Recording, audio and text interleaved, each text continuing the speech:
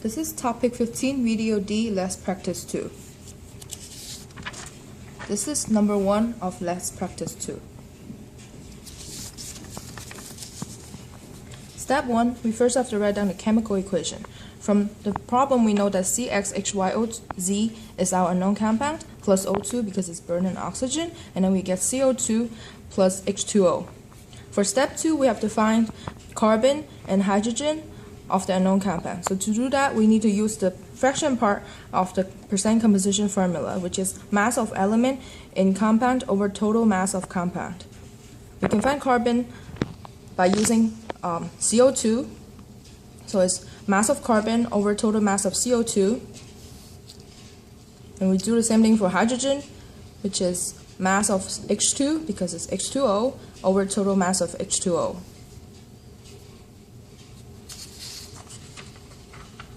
Now we found the mass of carbon and hydrogen, we have to find oxygen of the unknown compound.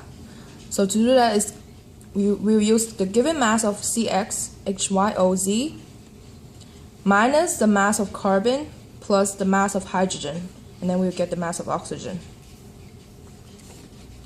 Then we proceed to step 4. Since we already found all the grams, the mass of carbon, hydrogen, and oxygen from the unknown compound, we have to convert them into moles.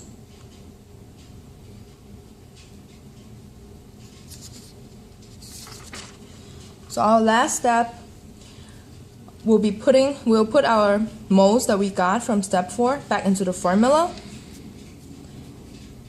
and then we'll divide it by the smallest number out of all 3 of them. And then we got C1, H1.997 and O1.002, and we round these 2 numbers, and our final answer is CH2O, which is choice B. This is question 2.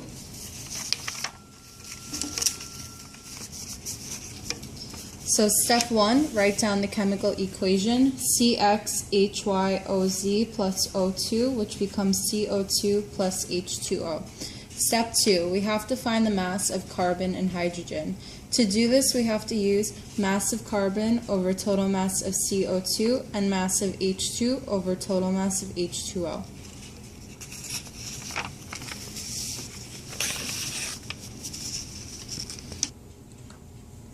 Okay, step 3, we have to find the mass of oxygen in the unknown compound. We use given mass of the CxHYOZ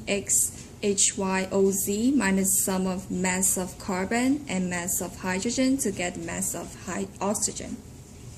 And in step 4, we get the carbon, hydrogen, and oxygen in grams. We convert them from mass to moles.